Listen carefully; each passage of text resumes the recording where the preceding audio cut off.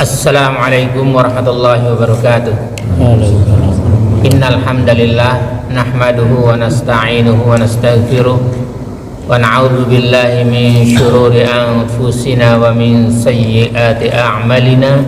May yahdihillahu fala mudilla lahu wa may yudlil fala hadiya lahu.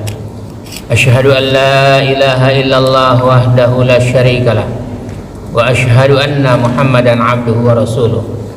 Allahumma salli wa sallim ala Muhammadin wa ala alihi wa sahbihi ajma'in. Amma ba'd. Ya ayyuhalladzina amanu taqullaha haqqa tuqatih wa la tamutunna illa wa antum muslimun. Ya ayyuhan nasu taqu rabbakumul ladzi khalaqakum min nafsin wahidah wa khalaqa minha zawjaha wa batta minhuma rijalan katsiran wa nisaa'a. Wattaqullaha alladzi tasaaluna bihi wal arham innallaha kana 'alaikum raqiba. Ya ayyuhalladzina amanu taqullaha wa qulu qawlan sadida yuslih lakum a'malakum wa yaghfir lakum dhunubakum wa may yuti'illaha rasulahu faqad faza fawzan 'azima. Alhamdulillahirabbil alamin. Pagi ini kita masih diberi kesempatan oleh Allah Subhanahu wa taala untuk dapat menunaikan salat subuh secara berjamaah. Kemudian kita lanjutkan dengan mentadaburi ayat-ayatnya dan mengkaji hadis Rasulullah sallallahu alaihi wasallam yang hanya kepadanya lah kita berharap ridha-Nya agar kita dan keluarga kita dijadikan oleh Allah Subhanahu wa taala ahlul Quran dan ahlul jannah. Salawat serta salam semoga tercurah kepada Rasulullah sallallahu alaihi wasallam, Muhammad bin Abdullah beserta keluarganya, para sahabatnya serta pengikutnya yang senantiasa menegakkan sunnah Rasulullah sallallahu alaihi wasallam hingga akhir kiamat kelak. Mari sama-sama kita buka dengan bacaan basmalah. Bismillahirrahmanirrahim. Pagi ini kita sudah di ayat 10 ya. Masih surat As-Saff ayat 10. A'udzu billahi as-sami'il 'alim minasy syaithanir rajim.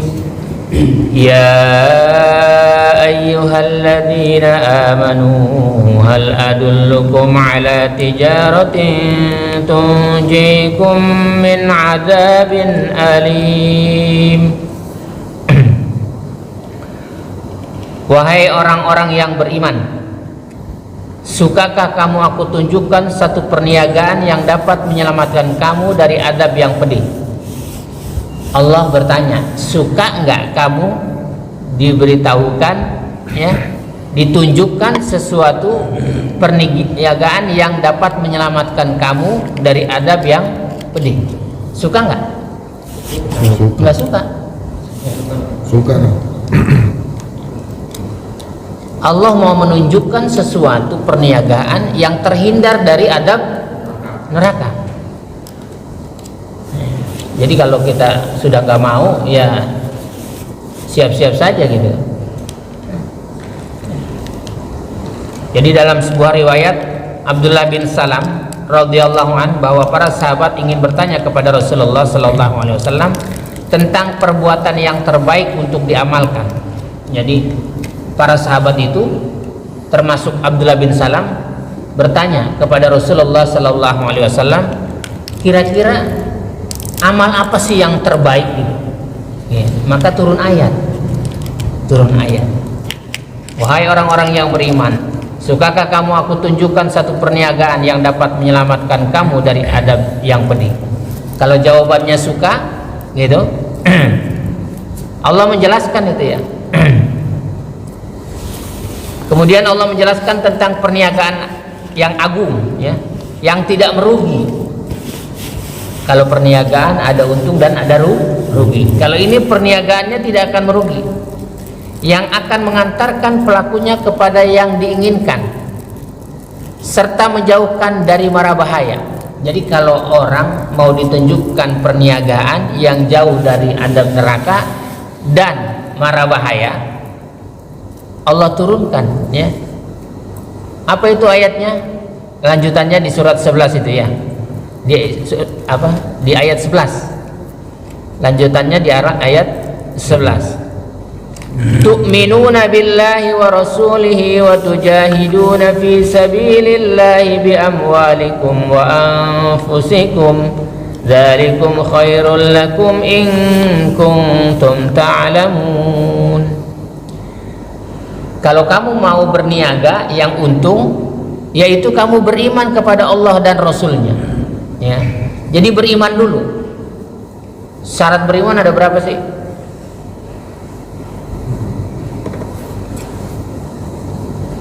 Coba di surat Al-Anfal dulu buka tuh. Itu syarat beriman. A'udzu billahi as-sami'il 'alim minasy syaithanir rajim. Innamal mu'minuna alladziina idza dzukirallahu wajilat qulubuhum wa idza tuliyat 'alaihim ayatuhu zadatuhum imanan wa 'ala rabbihim yatawakkalun. Sesungguhnya orang-orang yang beriman adalah satu, mereka yang apabila disebut nama Allah gemetar hatinya. Itu syarat pertama itu. Jadi kalau Allahu Akbar masih cuek-cuek aja, itu berarti belum beriman itu. Orangnya Islam enggak? Islam. Muslim enggak? Muslim. Mukmin enggak? Belum tentu. Jadi kalau Muslim beda dengan mukmin. Sesungguhnya orang-orang yang beriman adalah mereka yang apabila disebut nama Allah gemetar hatinya, dan apabila dibacakan ayat-ayatnya. Nih sekarang dibacain ayat-ayatnya nih, ya, dibacain ayat-ayatnya, dibacakan kepada mereka, bertambah kuat imannya, nggak goyah. Maka kalau setiap pagi ngaji Quran, dibacain, dengerin ayat, semakin lama semakin kuat, itu tanda orang beriman. Kalau dia semakin lama semakin goyah, semakin lama semakin futur, lemas gitu, malas segala macam, nah ini nggak jelas, ya, nggak jelas. Jadi semakin dibacakan ayat-ayatnya semakin kuat imannya, nggak goyah dia, ya kan? Meskipun dihasut sama orang, enggak. Kenapa? Tetap dia berpegang teguh kepada pedoman yang diberikan oleh Allah, kitab suci yang diturunkan kepada Muhammad bin Abdullah melalui malaikat Jibril, yaitu kitab suci Al-Quran. Dia berpegang teguh terus. Apabila dibacakan ayat-ayatnya kepada mereka, bertambah kuat imannya, dan hanya kepada Tuhan mereka bertawakal. Jadi tawakalnya hanya kepada Allah. Maka di ayat yang lain, fa idza azamta fatawakkal 'ala Allah. Kalau kamu sudah azam meneguhkan di hati, maka tinggal bertawakal. Allah yang atur semuanya. Maka kalau Allah yang atur enak. Kenapa? Allah mengatur dengan yang terbaik daripada apa yang kita pikirkan. Tiga ya. Syarat beriman. Yang pertama dia gemetar hatinya, kedua dia dibacakan ayat-ayatnya tambah kuat imannya, dan dia bertawakal kepada Allah. Yang keempat, alladzina yuqimuna as-salata wa mimma razaqnahum yunfiqun, yaitu orang-orang yang melaksanakan sholat. Jadi sehebat apapun orang, kalau nggak melaksanakan sholat sudah nggak ada hitungannya, ya. Dosa terbesar di muka bumi itu udah nggak ada lagi. Meninggalkan sholat itu dosa terbesar. Besar mana sama zina, Ustadz? Ya besar meninggalkan sholat. Sekalipun zina juga dosa besar. Ngerampok, yaitu dosa besar. Tapi paling besar sudah nggak ada lagi. Jadi sebaik apapun orang, sebaik apapun dia, kalau dia tinggalkan sholat, ini orang paling buruk di muka bumi, ya, orang paling buruk. Yaitu orang yang melaksanakan sholat dan yang menginfakkan sebagian dari rezeki yang kami berikan kepadanya. Suka dia ngomong begini, boro-boro buat infak, buat makan aja susah. Akhirnya dia susah nggak? Susah. Kenapa? Karena dia pengennya susah. Jadi banyak-banyak berinfak. Infak yang pertama kepada siapa? Kepada kedua orang tua. Yang kedua, saudara-saudara, kepada kerabatnya. Yang ketiga, anak yatim. Yang keempat, orang miskin. Jadi dirurut. Dia mau berinfak kok anak yatim mau banyak gitu, orang tuanya nggak dikasih. Udah, ini orang bukan orang beriman. Gitu. Jadi punya uang sedikit, punya rezeki sedikit, orang tua dulu. Ibu bapak itu nomor pertama, itu keramat paling top di muka bumi. Sebagaimana sabda Rasulullah, ridallah fi ridal walidain wa sukhtallah fi sukhtil walidain. Ridhonya Allah terletak pada kedua orang tua dan murkanya Allah terletak pada kedua orang tua. Jadi kalau kita mau berdoa gampang, kalau Allah lagi senang tuh gampang caranya. Lihat aja muka ibu kita. Kalau ibu kita lagi senang, buru-buru doa. Itu tandanya Allah lagi senang sama kita. Tapi kalau ibunya lagi murka, kau doa tidak naik sejengkal dari kepalamu. Jadi banyak-banyak menyenangkan orang tua ya. Bagaimana caranya? Iya, orang tua tuh nggak minta muluk-muluk tuh, ya kan? Orang tua nggak minta dibangunin rumah yang mewah, enggak. Dibeliin mobil mewah, enggak. Gitu. Dia ditegur aja senangnya bukan main, ya kan? Tegur saja senang. Apalagi mau dipeluk, dicium kepalanya gitu, ibunya gitu, dipeluk, dicium kepalanya. Kalau udah meninggal bagaimana? Datangi kuburannya. Jangan nyasar-nyasar. Kuburan orang didatengin. Yang nggak jelas dirinya, nggak kenal sama dirinya dia datengin. Kuburan kedua orang tuanya,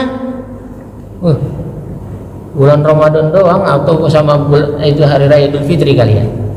Orang lagi senang-senang dia datang ke kuburan. Ayat selanjutnya, ayat yang keempat ya. Ulaika humul mu'minuna haqqan lahum darajatun 'inda rabbihim wa maghfiratun wa rizqun karim. Mereka itulah orang-orang yang benar-benar beriman. Berarti ada orang yang ngaku-ngaku beriman. Jadi syarat untuk benar-benar beriman, yang pertama, apabila disebut nama Allah dia bergetar hatinya. Apabila dibacakan ayat-ayatnya kepada mereka bertambah kuat imannya.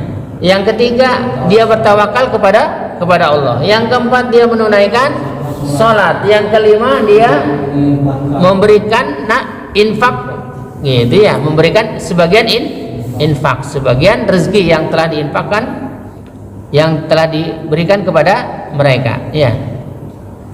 Mereka itulah orang-orang yang benar-benar beriman. Mereka akan memperoleh derajat tinggi di sisi Tuhannya. Berarti orang beriman itu mendapatkan derajat yang paling tinggi. Makanya selalu dihormatin, diseganin. Orang diseganin itu lebih baik daripada ditakutin. Kalau segan itu orang dehemnya aja udah gitu. Makanya banyak orang-orang Amerika itu masuk Islam, orang-orang Eropa masuk Islam.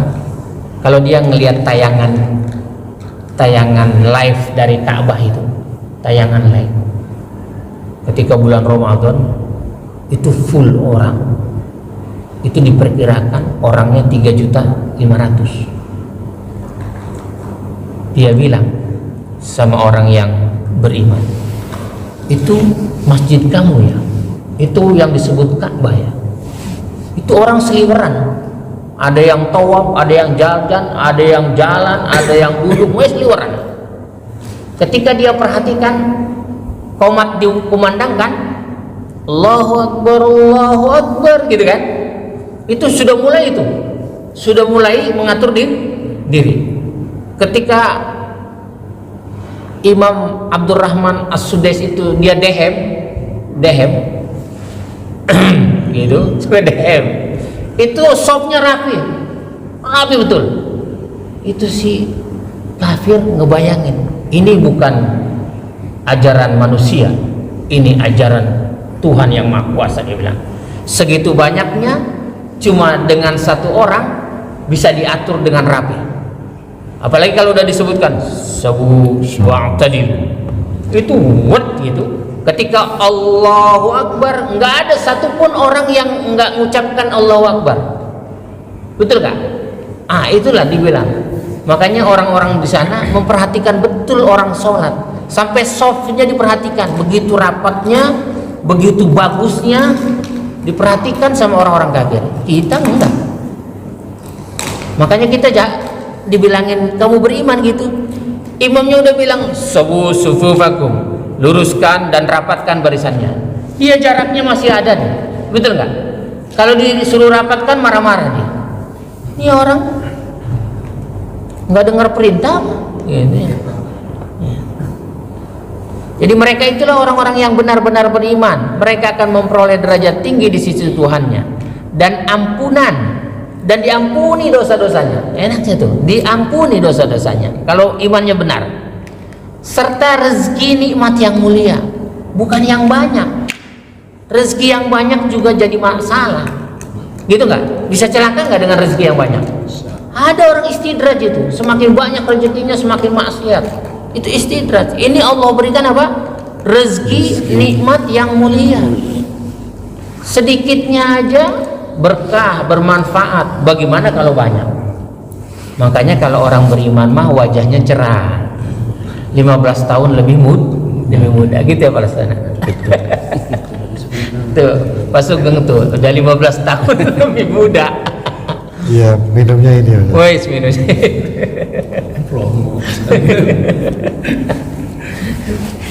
Tadinya jenggotnya aja dia nggak bagus, dia sekarang rapi jenggotnya. Sekarang membuka. Bagus. Jenggotnya aja bagus. Lanjut.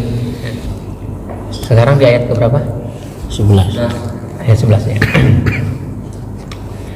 Tu'minuna billahi wa rasulihi wa tujahiduna fi sabilillahi bi amwalikum wa anfusikum dzalikum khairul lakum in kuntum ta'lamun.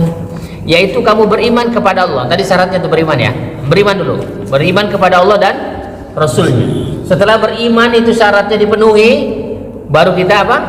Berjihad di jalan Allah. Jangan di jalan setan. Ada nggak orang yang berjihad di jalan setan? Ada. Yang ngajak judi itu jihad juga dia. Ya, mengajak ke jalan setan. Ngajak ke diskotik itu sama, jihad di jalan setan. Kalau kita enggak, ngajak orang ngaji.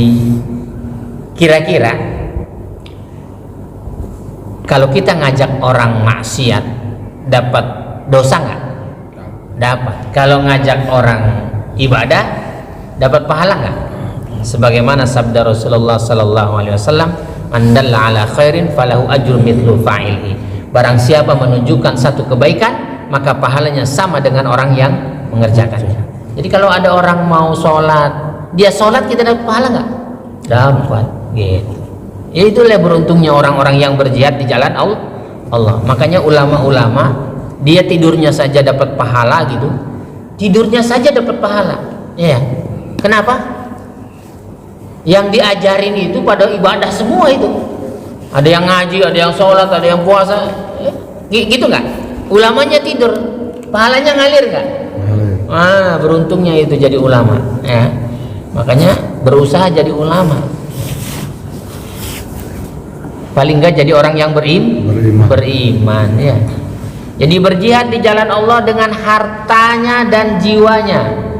Kalau hartanya saja dia nggak mau keluarkan, bagaimana jiwanya? Pasti takut mati. Jiwa paling mahal, betul nggak? Gitu. Jiwa bisa dibeli sama harta? Nggak bisa. Jadi kalau dia nggak mau mengeluarkan hartanya saja untuk berjihad di jalan Allah, apalagi dia berjihad dengan jiwanya ya. Jadi kalau orang yang sudah beriman kepada Allah dan Rasulnya, kemudian dia berjihad di jalan Allah dengan harta dan jiwanya, itulah yang lebih baik bagi kamu jika kamu mengetahui. Itu pertanyaan Abdullah bin Salam dan sahabat-sahabatnya dijawab oleh Rasulullah melalui ayat 11 surat As-Saff. Nah, ketika dijawab, mereka mau berjihad. Maka kalau Rasul sudah bilang jihad fi sabilillah gitu, itu sampai istrinya yang melihat suaminya lagi tidur itu dibangunin, bangun, Rasul mau berperang. Itu nggak cuci muka lagi tuh, itu sahabat dulu langsung lari tuh. Dia nggak tanya mbak, ibu, mbak, nggak kayak kita. Kalau sudah ada perintah dari Rasulullah, dia langsung begitu. Orang yang lagi ngasah pedang itu diselesaikan juga, pedangnya itu diselesaikan, ngasahnya selesai. Siap-siap kalau Rasul sudah panggil itu jiwanya sudah kuat, hartanya sudah dipersiapkan. Gitu. Bagaimana Utsman bin Affan mempersiapkan perang Badar, ratusan onta, nggak tanggung. Emang onta harganya 1.000 2.000? Iya kan? Daging onta yang segini aja kemarin kita beli berapa real, ya kan? 20 real segini doang. Nah, gitu. Apalagi ontanya, gitu. Jadi berjihad di jalan Allah dengan harta dan jiwanya. Itu lebih baik dari perdagangan dunia dan bersusah payah untuk tujuan dunia saja. Jadi kalau hidup cuma tujuan dunia saja, waduh, rugi. Maka kita hidupnya berjihad di jalan Allah dengan harta dan jiwa. Oh, hartanya nggak ada? Bukan nggak ada, cuma sedikit. Maka ngasihnya juga sedikit. Gitu. Ini enggak ada juga. Ya akhirnya nggak ada juga. Gitu. Ya kan? Lanjut ayatnya, yang ayat ke-12 ya. A'udzu billahis samii'il 'aliim minasy syaithaanir rajiim. Yaghfir lakum dunubakum wa yudkhilkum jannatin tajri min tahtihal anhar wa masakin thayyibatan fi jannati 'adn. Dzalikal fawzul 'azim. Niscaya Allah akan mengampuni dosa-dosamu. Jadi kalau sudah berjihad di jalan Allah, pertama beriman dulu. Dia beriman, kemudian berjihad di jalan Allah dengan harta dan jiwanya. Allah akan mengampuni dosa-dosa kita. Dosa-dosa kita kalau diampuni sama Allah, kita punya dosa nggak? Nggak ada dosanya karena sudah diampuni. Tapi syaratnya berat nggak? Berat. Ya kan? Syaratnya berat. Setelah diampuni dosa-dosanya, niscaya Allah akan mengampuni dosa-dosamu dan memasukkan kamu ke dalam surga yang mengalir di bawahnya sungai-sungai. Maka nggak ada di muka bumi ini orang yang masuk surga kecuali dimasukkan oleh Allah ke dalam surga.